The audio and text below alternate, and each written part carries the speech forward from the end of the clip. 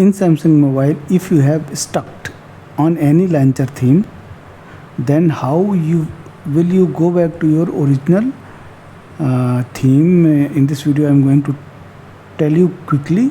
Suppose this is iOS 17 theme and I want to go back to my original theme, then how will I go?